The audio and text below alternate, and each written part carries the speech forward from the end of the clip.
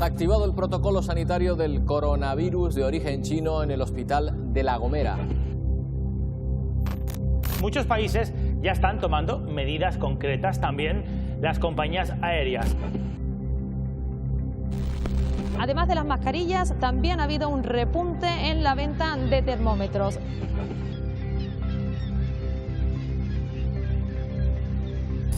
Otro foco del día está en ese hotel del sur de Tenerife, donde permanecen bajo control sanitario clientes y trabajadores. Que aquellas personas que hayan regresado en los últimos días de zonas de riesgo y que presenten síntomas respiratorios y de fiebre, que llamen al 112.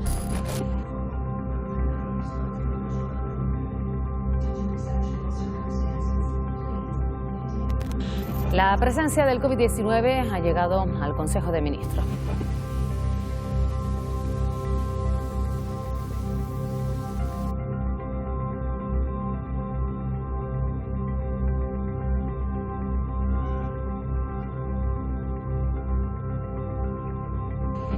Nos enfrentamos a una emergencia sanitaria.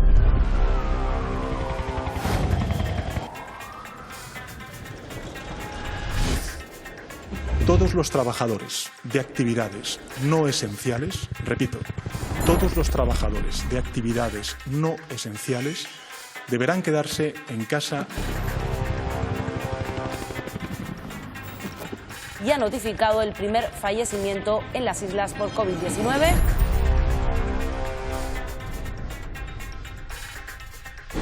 ¿Y qué ocurre? Que ha venido algo que no es ni siquiera un bicho, es un trocito de materia orgánica y ha tirado por los suelos todo.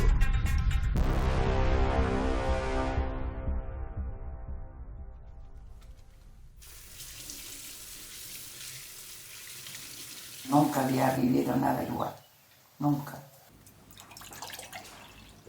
Todos lo estamos sufriendo porque esto de estar encerrado, no podernos visitar, no podernos abrazar como somos nosotros.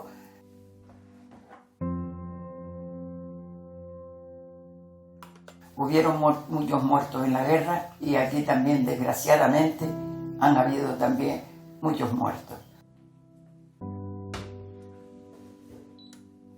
¿Usted conoce a alguien que haya muerto en esta pandemia?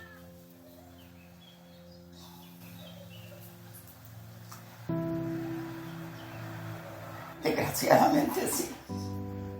La presidenta de la Asociación por la Memoria Histórica de La Palma, Aranda Rodríguez.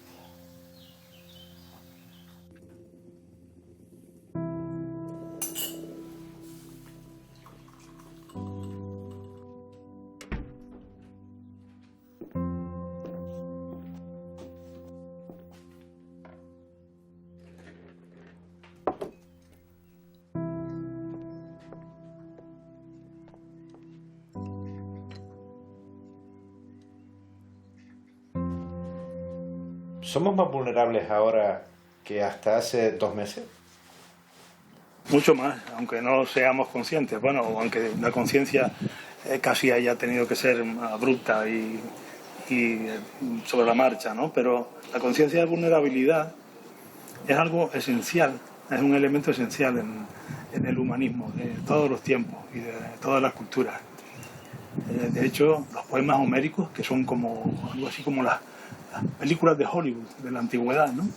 Nos presentaban a unos héroes que podían ser unos más valientes que otros, unos más inteligentes o más prudentes o más sabios que otros, pero todo lo que nos muestran es mucha vulnerabilidad. O sea, sin esa conciencia de vulnerabilidad no existiría ni las tragedias de Sófocles, ni el humanismo latino, ni el pensamiento cristiano, ni las tragedias de Shakespeare, ni el Quijote, ni el siglo de oro español.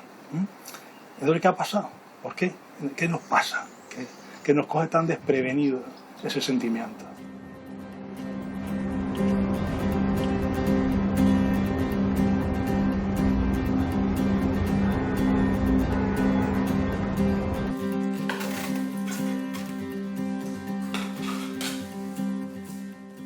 En el 2008 nos cogió muy desprevenido, muy desprevenido.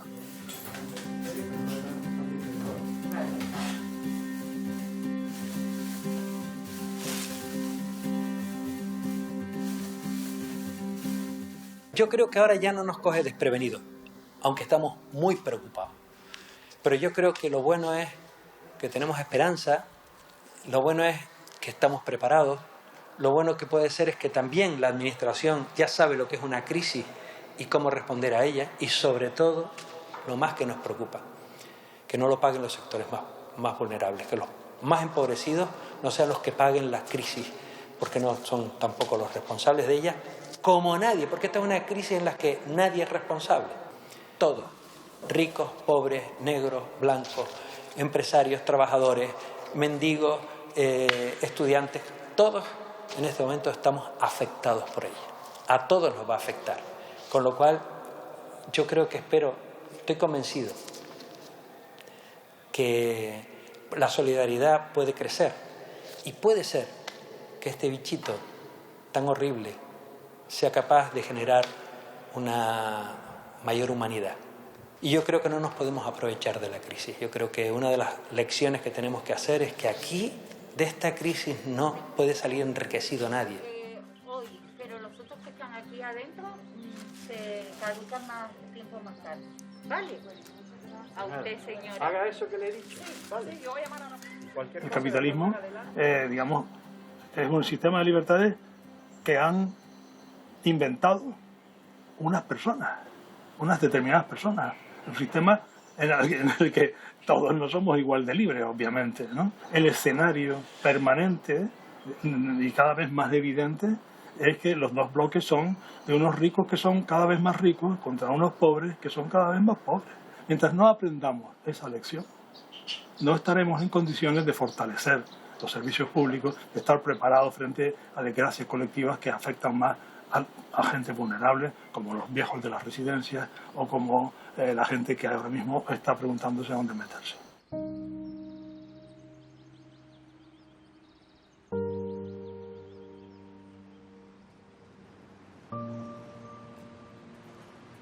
En casa somos 2 adultos y 2 niños, de 8 y 3 años.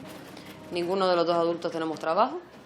Y ingresos 0 en casa, pero 0, no cobramos nada ninguno de los dos. Hace miles de llamadas y lo único que te dicen es tienes que esperar. Pero que la comida de mis hijos no puede esperar. Y lo único que se han dignado a hacer es mandarme un SMS al móvil y que me dirija hacia el Hiperdino a recoger una tarjeta con 120 euros en alimentos. Es un desplome. Es fatal, o sea, es que iba a empezar a trabajar, estaba nada, una semana, y claro, empezó a ir todo para atrás, que sí confinamiento, que sí, tuvieron que parar todo. Entonces sí, la situación antes era complicada, pues ahora es aún peor. No pido que me mantengan, o sea, que me mantengan de gratis, ni que si tengo que trabajar, trabajo, pero tampoco se puede trabajar. La noción de progreso empieza como a diluir la conciencia de vulnerabilidad y a repartirla de una manera desigual. Es que nada más que están pensando en el coronavirus y los que tenemos 0 ingresos, que no podemos salir ni de casa, nos dejan morirnos de hambre en casa y ya está. No sé. Y he tenido que coger bolsas de comida que yo no tengo, o sea, no me sobra. Pero lo poco que tengo, si lo puedo compartir, lo comparto. Porque donde comen 2, comen 3. Está siendo difícil. La verdad que está siendo complicado.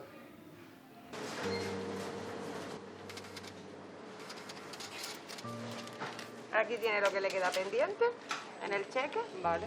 Ya cuando usted quiera puede ir hablando con ella, ¿vale? Muchas gracias. Muchas gracias y buena tarde. Buena tarde. Pero también están los otros visionarios, los que prevén el resultado del partido cuando ya terminó.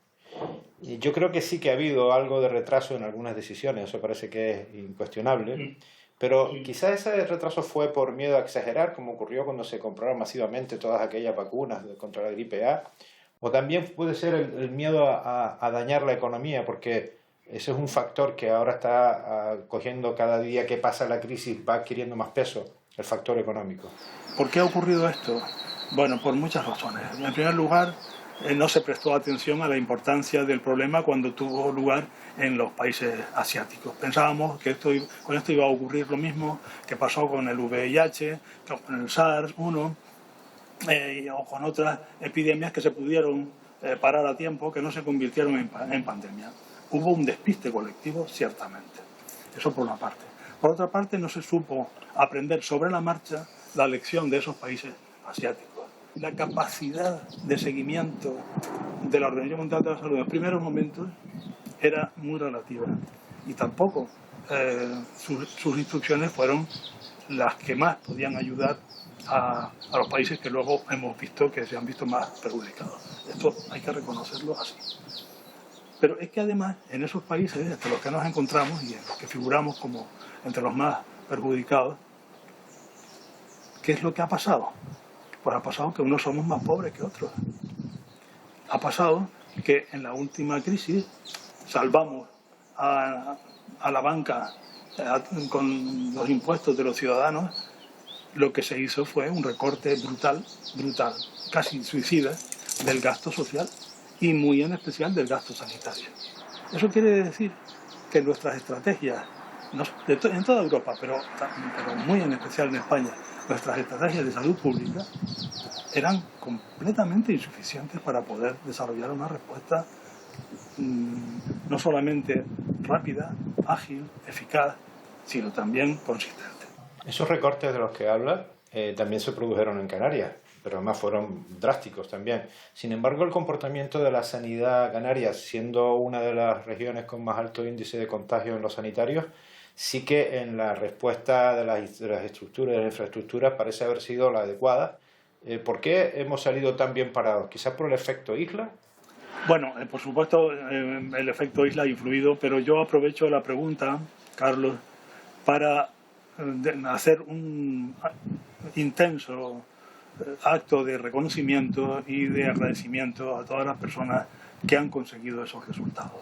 Estoy hablando, por supuesto, de las personas que con su sacrificio y con su esfuerzo y con las medidas, con su disciplina también, han contribuido a que la pandemia aquí, bueno, pues sea una amenaza en estos momentos, una amenaza poco preocupante.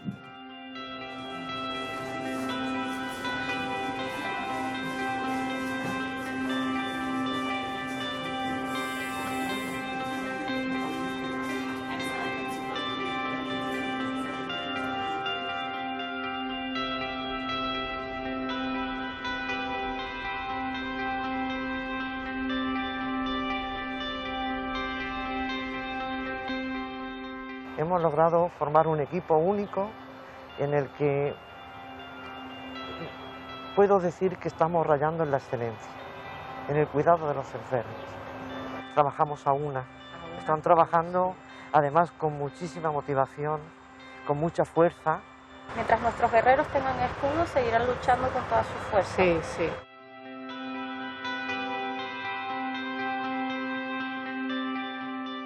Los profesionales sanitarios tenemos miedo, pero tenemos que superar ese miedo porque nuestro papel es estar allí.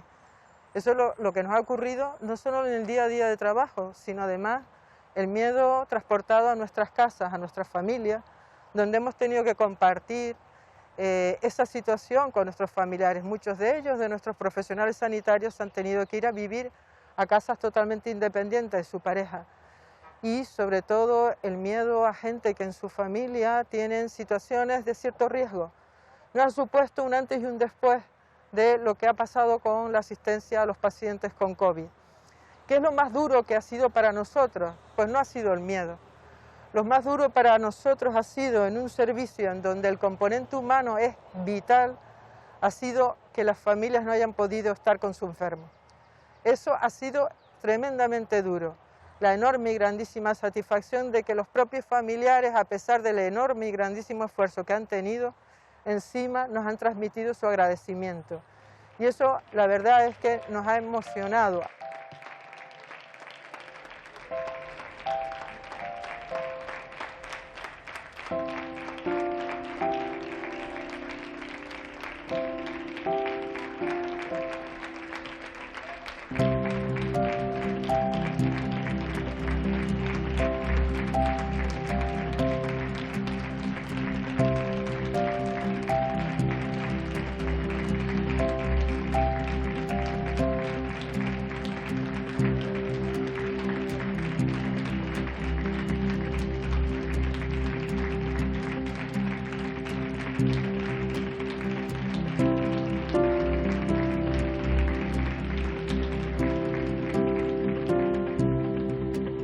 Todavía esto no ha acabado, todavía tenemos muchas cosas que resolver y muchas incógnitas que responder.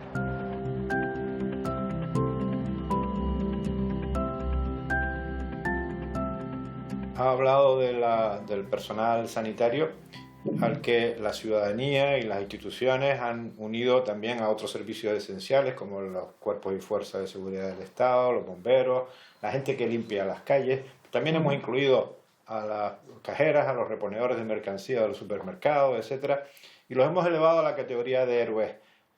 Estos son personas que cumplen con su obligación y cobran un salario por ello, en algunas ocasiones salarios, en fin, ridículos, pero los hemos elevado a la categoría de héroes quizá porque están jugándose la vida con unos medios hasta muy avanzada la crisis, bastante exiguos, o porque estamos necesitados de héroes cuando llegamos a un punto de pánico como el que hemos adquirido.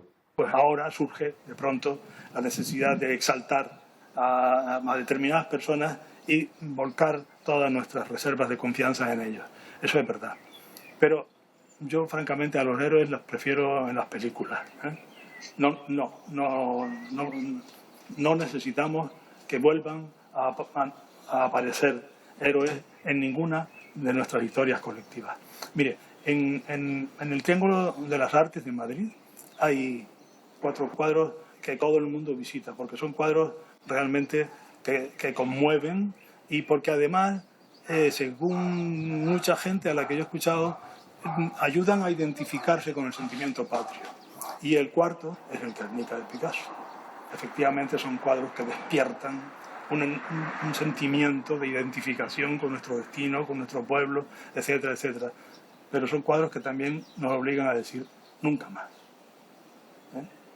Deberíamos decir bien por nuestros héroes, los celebramos, los honramos, los elevamos a la máxima categoría, les haremos un homenaje, muchos homenajes de agradecimiento, incluiremos, por supuesto, a las cajeras de los supermercados, a los reponedores, a todas estas personas que están dispuestos, no solamente obligados, sino también dispuestos, porque yo lo noto en sus caras, de que están verdaderamente entregados al papel que les ha correspondido. A todas estas personas les tenemos que hacer homenaje, por supuesto.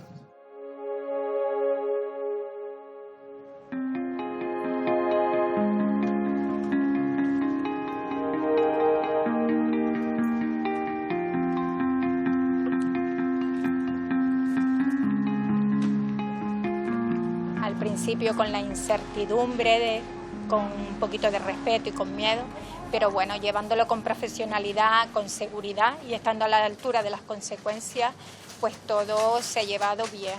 Que la gente, yo creo que valorará pues lo que ahora mismo echan de menos, darle más importancia a lo que realmente es el valor de la vida y de la salud.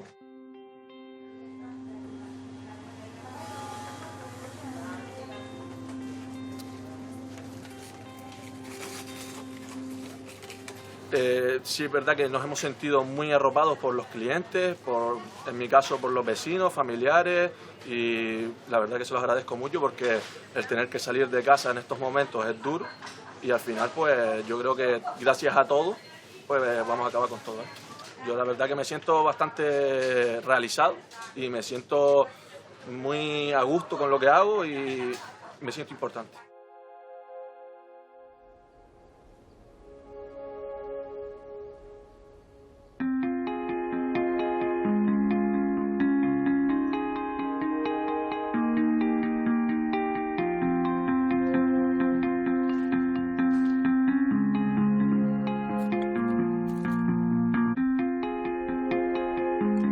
Aquí tenemos a la compañera preparando una de las compras y a muchos de los ciudadanos del municipio se las alcanzamos a las casas porque no tienen medios para trasladarse y demás. Y cuando llegamos pues nos reciben, la verdad, bien, con una sonrisa y muy agradecidos.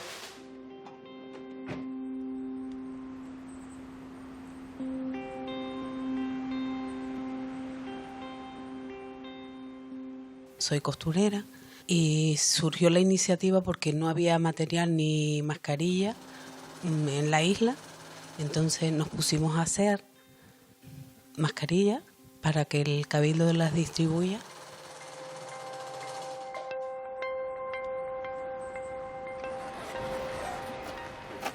Vamos a repartir medicación. Esto es un programa a través de Cruz Roja que prestan sus vehículos y personal de conducción, y el Servicio Canario de Salud pone los auxiliares para dispensar la medicación. Personas que viven en pueblos pequeños, la falta de comunicación, el tener que no salir de su casa para tomar las medicinas, el no tener que venir al hospital, pues para ellos es un gran apoyo.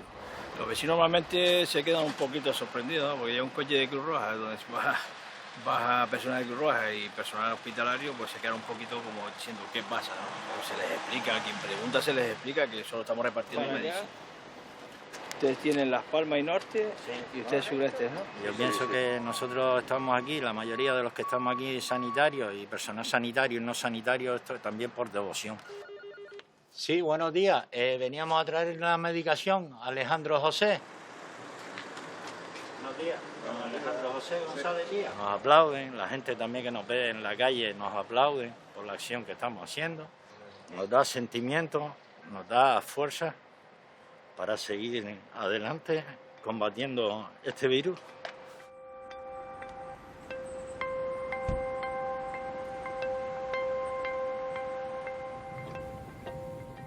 Pero algunos pensadores han dicho que esta pandemia es bastante parecida a otras que ha habido, ¿no? La famosa de la gripe española, la peste más allá, pero hay una diferencia sustancial, que es la existencia de las redes sociales, que están jugando un papel bastante nocivo, bastante, en fin, perjudicial para la salud incluso. España, la policía española ha hablado de 1,5 millones de cuentas falsas generadas. ¿Se puede decir que lo que estamos leyendo en las redes sociales es el fruto de la catástrofe misma, o se está persiguiendo alguna otra cosa que tiene mucho que ver con Steve Bannon, con algunas corrientes de pensamiento caótico? ¿Quién se beneficia, no? Mire usted, en Bolivia hay una carretera que llaman Carretera de la Muerte. Es una carretera que sube, me parece que salva un desnivel, no sé si son 3.600 metros, y que durante los 80 kilómetros todos son curvas, y curvas muy pronunciadas, por una anchura donde no cabe sino un vehículo, terreno pedregoso, sin guardarraíles, etc. Bueno, imaginemos que va un camión cargado de gente muerta de miedo dentro, por esa carretera. Vamos a dar por bueno, vamos a trasladar lo que están diciendo todos estos mentirosos en las redes, vamos a dar por buena la idea de que el conductor de ese autobús es un inexperto, una persona incompetente incluso. Una persona, si quiere, que ya ha tenido accidentes y en donde ha habido muertos. Vamos a admitir esa posibilidad. Supongamos que le están asesorando personas que sí conocen, digamos, el diseño de la carretera, pero no saben con qué curvas se van a encontrar. Y entonces, en esa situación, aparece un grupo de camorristas que se dedican a armar jaleo entre la gente que va en ese autobús, a insultar al conductor, a desprestigiar a quienes intentan asesorarle y a dar algún que otro capón. ¿Quién se beneficia de esa situación? Los buitres. Se benefician los buitres. Los buitres que están al fondo del barranco. Esperando.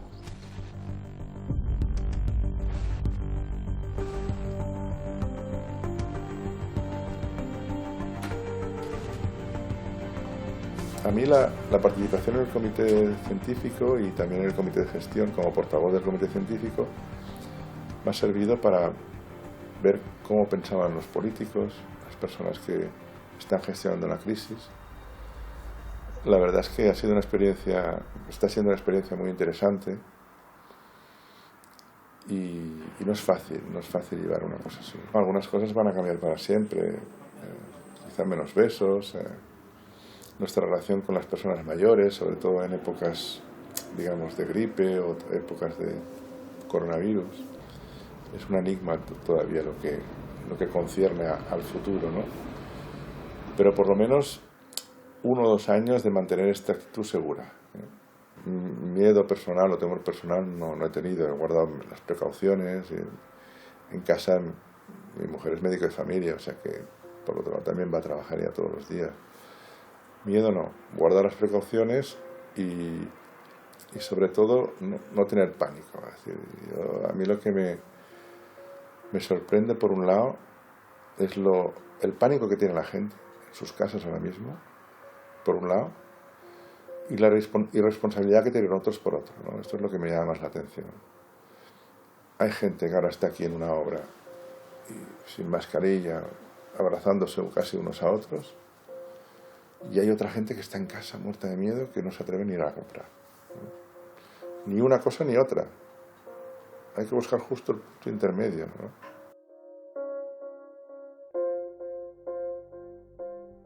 Nosotros en La Gomera el 31 de enero tuvimos el primer caso de España, el mismo día en el que se habían dado los 2 primeros casos en Italia.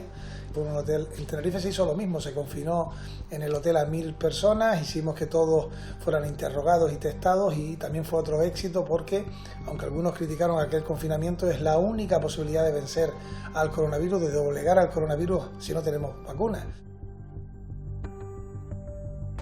Este confinamiento lleva consigo el cierre de la actividad económica y recuperarla no será fácil ni inmediato, todo será distinto. Todo cambiará. Solo podremos salir de 2 maneras. Recuperando esa normalidad en la salud, porque el coronavirus no se va a ir. Vamos a vencerle, pero estará ahí. Hasta que haya una vacuna hay que ser conscientes de que puede haber contagios. Lo que queremos es que esos contagios sean mínimos y que produzcan el menor número de muertes y que no haya colapsos en los hospitales y que pronto, como digo, tengamos la vacuna. Y segundo, tenemos que recuperar la economía. Hasta entonces, fundamentalmente tiene que haber endeudamiento, inyección de dinero público.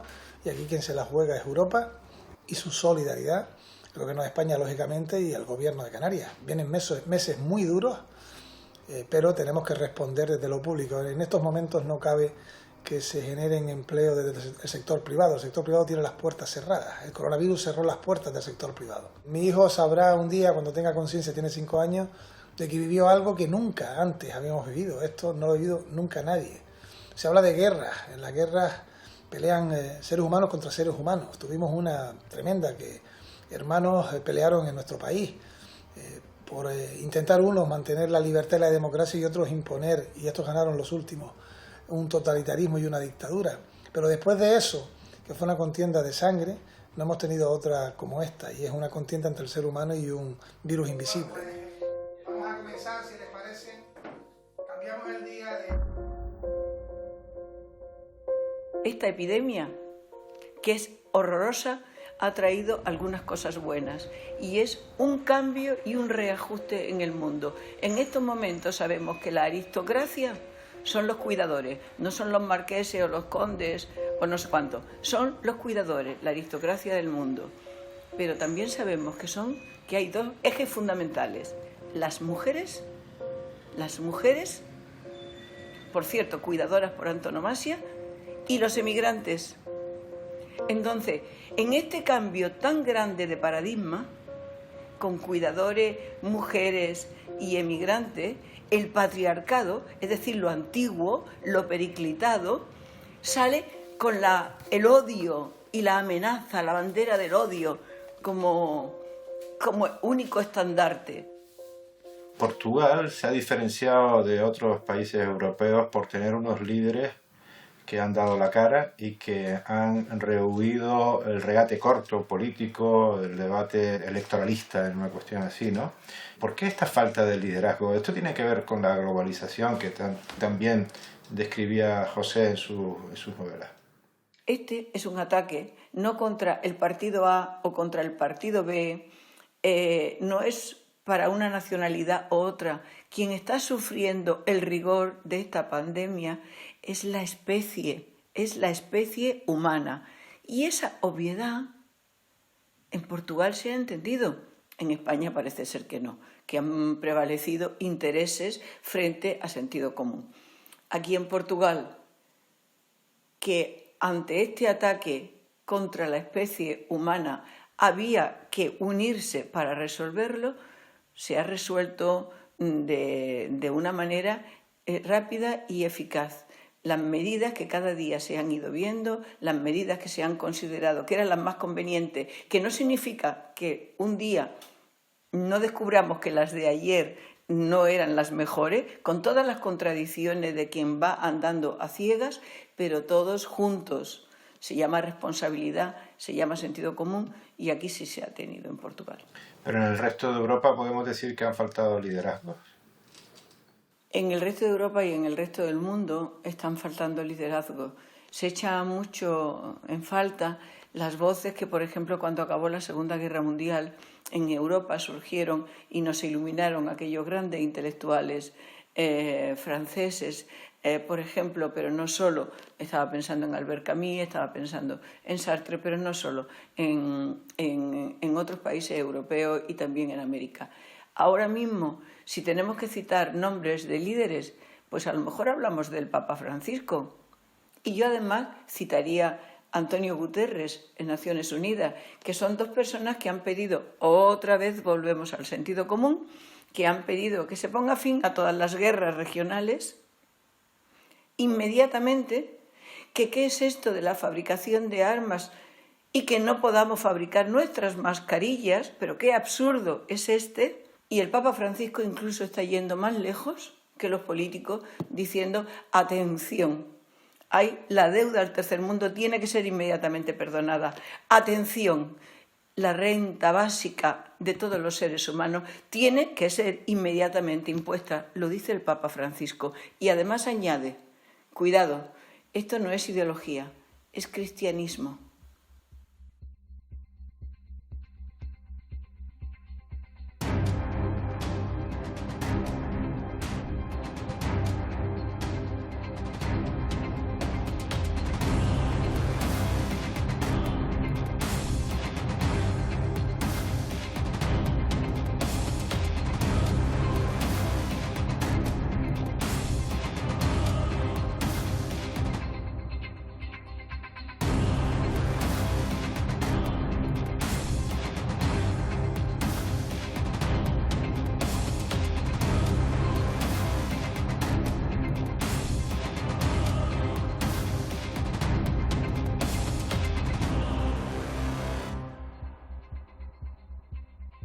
Un día habitual son 1.000 clientes, 225 trabajadores, y eso hace que sea una operación plena, con vida, con gente pasando las vacaciones por las que trabaja durante un año. Nuestros clientes trabajan todo un año para poder disfrutar sus vacaciones en Canarias, y esto hace pues es una pena ver esta situación y no saber cuándo podremos restablecer nuestro trabajo.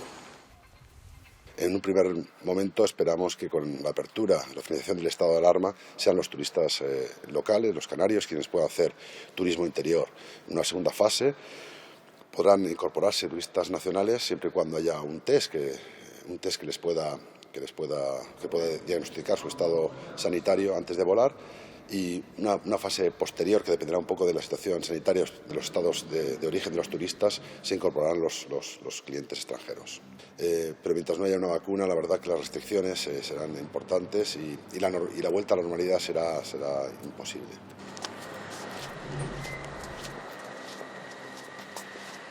Espacios abiertos como este serán los indicados para proceder a dar desayunos, comidas y cenas. En la parte show cooking, los cocineros entregarán directamente a cada uno individualmente cada plato de pescado, carne, lo que fuese, y en la zona de buffet habrá monodosis, estancas, selladas, donde cada cliente podrá coger su plato ya elaborado y estanco, sin interactuar con pinzas ni con otro tipo de material. Estoy en estado de ERTE en mi centro de trabajo. Y nada, la situación ahora mismo es bastante complicada. La sensación de incertidumbre tristeza, mucha pena. En fin, los últimos días, cuando íbamos vaciando todo y tapando todo para que se pudiese conservar de la mejor manera posible, pues veía el rostro de mis compañeros y la verdad que era de ganas de llorar y ganas de que todo terminase cuando verdaderamente estaba empezando. Yo creo que esta es la crisis de nuestras vidas, porque la edad que yo tengo nunca había visto algo parecido. Es más, esto es una auténtica pesadilla. En nuestro centro de trabajo hay muchos profesionales en los cuales llevan muchos años trabajando de una manera muy cercana, pero ahora con esto del COVID-19, pues a ver cómo podemos trabajar, si tenemos que seguir con guantes, con mascarillas, y no sabemos nada. El sector turístico se enfrenta sobre todo a un reto enorme, que es recuperar toda su clientela, toda su actividad, pero a su vez ante un mundo nuevo en el que se supone que la conectividad va a tardar mucho tiempo en recuperarse.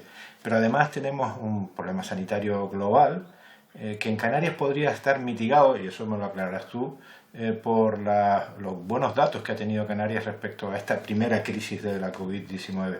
Eres experta en economía de la salud y por lo tanto nos gustaría que nos dijeras qué se está cociendo en el mundo del pensamiento con esto.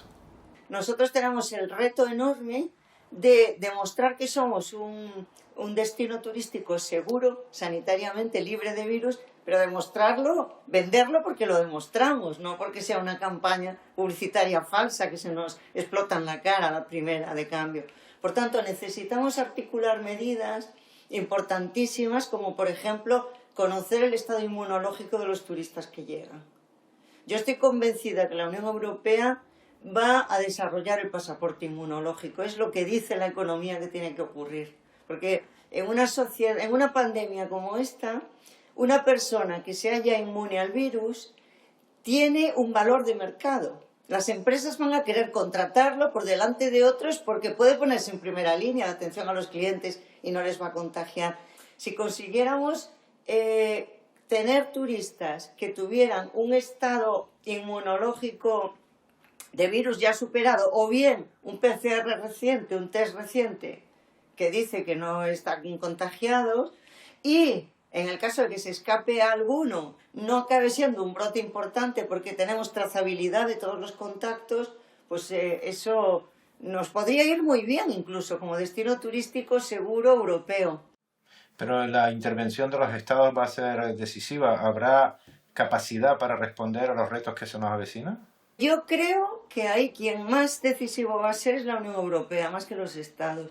Por ejemplo, las APP, estas que están en el aire un poco, para seguir los contactos, el estándar lo va a fijar la Unión Europea. De modo que da igual que tú seas un italiano que viajas a Alemania, porque van a estar comunicados todos los sistemas. Claro, ¿qué pasa? Que el mecanismo de trazar, de seguir a los contactos que utilizamos, que es con llamadas telefónicas y esto, hombre, es decimonónico, estamos en el siglo XXI. Es muy fácil, manteniendo la intimidad de las personas, diseñar sistemas que te avisen si tú has estado a menos de 2 metros durante más de 15 minutos con una persona que resulta infectada porque tiene el PCR positivo y le aparece en el móvil. Y esto es anónimo. Y ni siquiera la información va a estar centralizada como querían los alemanes y ya han desistido. Es decir, el Estado no va a poder tener esa información sobre ti. Nadie va a saber ni dónde estabas ni quién eres. Simplemente te van a decir que cuidado, que has estado muy cerca y durante mucho tiempo con una persona que quizá te haya infectado. Ese tipo de soluciones de cara al turismo nos puede ayudar mucho.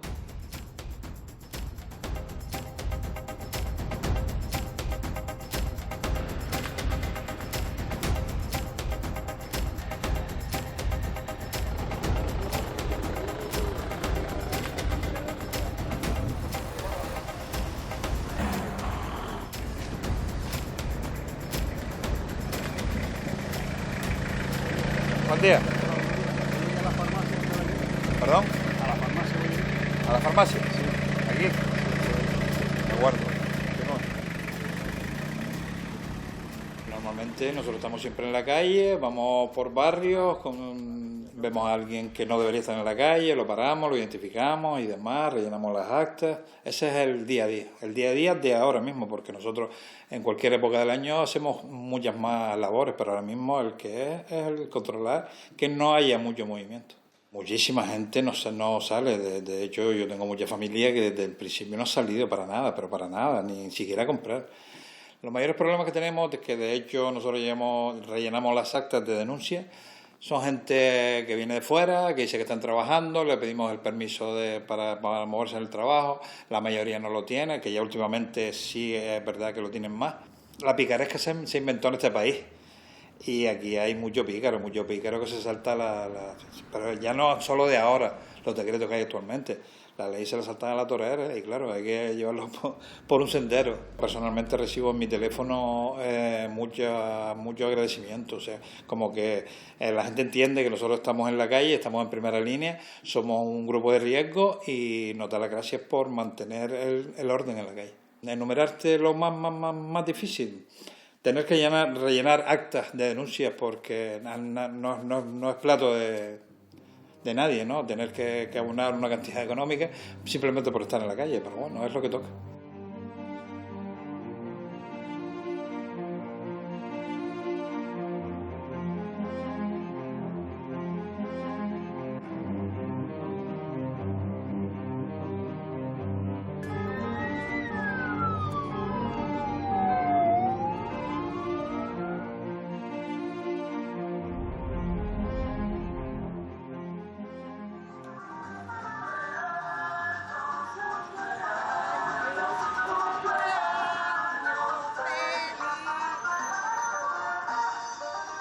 Cumpla muchos más y que los veamos todos.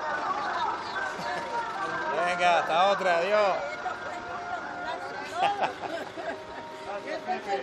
Bueno, Nicolás.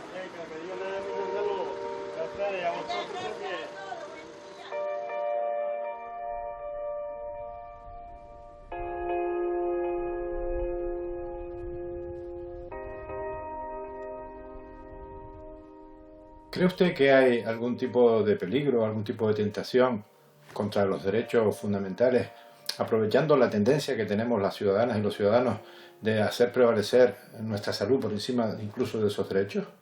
Que estamos en una situación de emergencia en la que gran parte de nuestros derechos fundamentales, de nuestro núcleo duro de derechos fundamentales, se han visto condicionados. La libertad de circulación, la libertad de reunión. Y es una situación excepcional en la que existe esa afectación, que existe un riesgo de que esto pueda llevar a una limitación general de los derechos. Sí, porque la historia nos demuestra que siempre que se produce una situación de crisis en la que se justifica algún tipo de limitación de derechos, se corre el riesgo de que esta limitación sea permanente. Pasó con la crisis económica de 2008, las relaciones laborales no son las mismas, los derechos de negociación sindical se vieron fuertemente condicionados. Y tenemos que evitar que pase en este caso, porque además estamos en el supuesto en el que la limitación a nuestros derechos ha sido más intensa. ¿Se puede evitar? Sí, siempre y cuando tengamos en cuenta el absoluto marco de excepcionalidad en el que nos estamos moviendo, que es limitado en el tiempo, que está marcado por unas normas previas y que tiene que estar controlado. Pero existe un caldo de cultivo propicio, porque todas estas medidas que se han tomado para luchar contra el coronavirus han generado cierto caos, y en el caos ya se sabe que suelen triunfar los que buscan precisamente una sociedad caótica de donde hacer prevalecer sus planteamientos ideológicos. ¿Tiene contrapeso el actual sistema jurídico español para evitar esto? Tiene contrapesos y en ese sentido yo creo que España jurídicamente, normativamente, pues estaba preparada para afrontar una situación como esta, porque teníamos una normativa previa que estaba en la Constitución y que estaba en una ley de 1981 que regulaba cómo, cuándo y hasta dónde podía aprobarse un estado de alarma. Fíjate que, por ejemplo, Estados Unidos, para poder obligar a General Motors a fabricar respiradores, tuvo que recurrir a una ley pensada para tiempos de guerra, que es la ley de producción en el ámbito de la defensa. Nosotros sí teníamos ese instrumento y es importante que era un instrumento previo. No se creó para responder a esta crisis, lo teníamos de antes. Hay otra cosa que también se mantiene vigente, que es el control judicial de la actuación de la Administración. No se ha suspendido la Administración de Justicia. Se sigue controlando que todas las acciones que se lleven lleven a cabo, incluidas las propias declaraciones de estado de alarma, puedan ser sometidas a control por los órganos jurisdiccionales. Aún así, ¿que existen riesgos? Sí, porque la situación es absolutamente excepcional. Insisto en que la historia lo demuestra. Tenemos que valorar muy mucho las interpretaciones que se está haciendo, por ejemplo, en este ámbito, en el ámbito administrativo sancionador, sobre los incumplimientos de las normas de confinamiento, si quizás hay o no un exceso punitivo en este sentido, una relajación de lo que eran los criterios que se tenían en cuenta para determinar si se cometía una infracción o no, porque lo que hagamos en ese sentido ahora puede prevalecer después en el futuro cuando la alarma se acabe, y eso efectivamente sería una cesión de derechos. Ahí hay que estar vigilantes.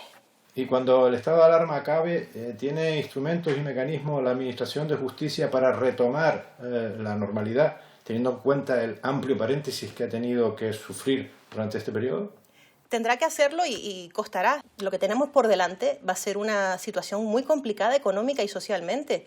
Las personas van a necesitar mucho amparo, amparo jurídico, amparo de los órganos judiciales, plantear cuestiones como todo lo que tiene que ver con los expedientes temporales de regulación de empleo, los desahucios, las prestaciones a las que se puedan tener derecho, la situación de muchas empresas que va a ser delicada y que requerirán seguramente de procedimientos judiciales como son los procedimientos concursales. Todo eso requiere que esta institución, esta maquinaria, esté en condiciones de responder y se trabaja para que así sea, porque además nunca paró. Que eso es lo importante. Efectivamente hubo una disminución muy importante del trabajo que se ha llevado a cabo, pero lo esencial, lo fundamental, lo más urgente, se seguía atendiendo.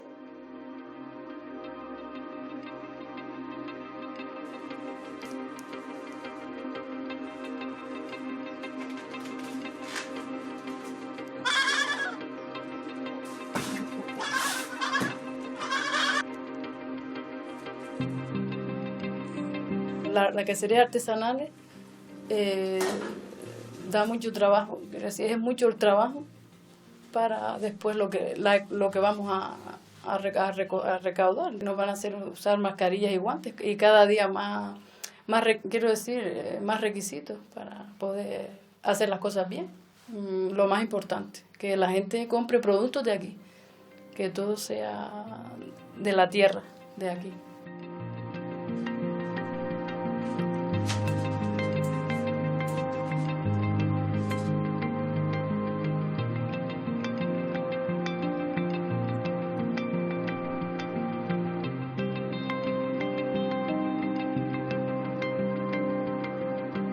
Muchos de los productores que vienen al mercado solo venden en mercados, entonces al cerrarse los mercados ya no tienen dónde vender su producción. Si queremos sacar nuestras producciones, o morimos en intermediarios o vendemos online y reparto a domicilio. Ya no puedes tener el trato tú a tú con el cliente porque tenemos que respetar los márgenes de seguridad. Y bueno, todo será empezar un poco debido a la situación de nuevo.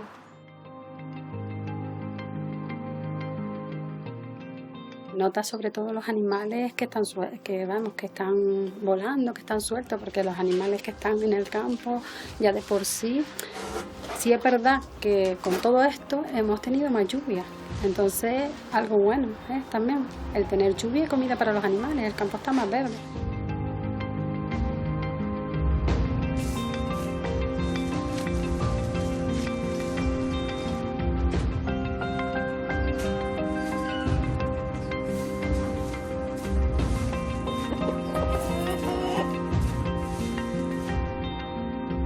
Parece que en la bio esto que está pasando viene probablemente de nuestro tradicional desprecio por la naturaleza, o solo tiene que ver con una casualidad empírica.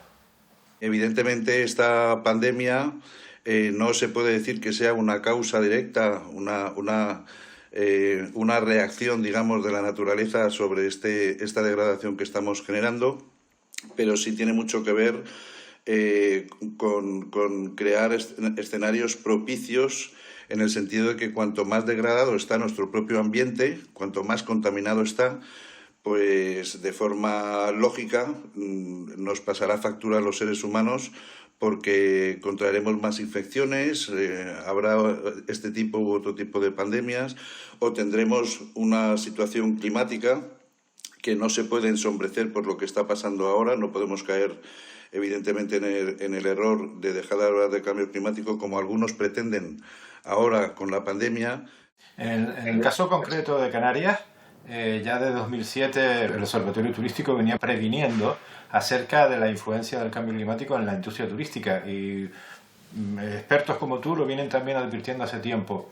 Ante esta sacudida, ante este cataclismo que se ha producido por la COVID-19, ¿qué medidas concretas crees que deberían aplicarse para corregir esta situación, teniendo en cuenta que la exigencia de los empresarios turísticos, de los sindicatos, incluso de las instituciones, es salvar el turismo a toda costa?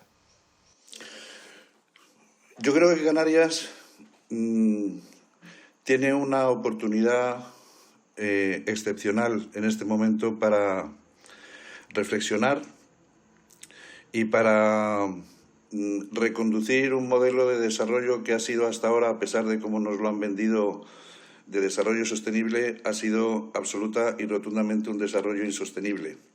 Y yo creo que tenemos que aprovechar para ofrecer un turismo realmente vinculado a las políticas verdes y, por otro lado, garantizar también pues el consumo de productos locales para, digamos, que pueda decrecer la dependencia del exterior en cuanto a esos mercados de suministro y pueda incrementarse la cuota del mercado local, ¿no? Autosuficiencia en todos los sentidos, porque es lo que va a permitir que se reduzca el grado de fragilidad y de vulnerabilidad que estamos viviendo ahora, y pensar en un futuro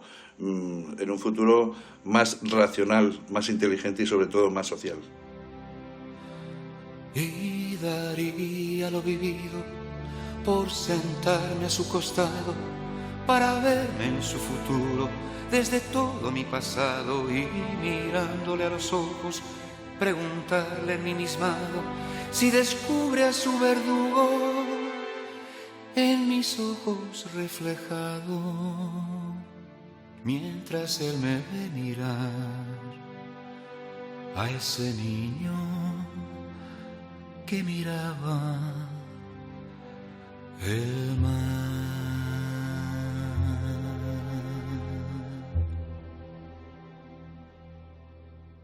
Ese niño ajeno al paso de las horas y que está poniendo en marcha su reloj, no es consciente de que incuba el mal de aurora, ese mal del animal que ya soy yo. Frente a él oscuras olas de naufragios acumulan tumbas junto al malecón, y sospecha que ese mar es un presagio de que al otro lado espera otro dragón. Y daría lo vivido por sentarme a su costado, para verme en su futuro desde todo mi pasado, y mirándole a los ojos, preguntarle ensimismado si descubre a su verdugo en mis ojos reflejado, mientras él me ve mirar a ese niño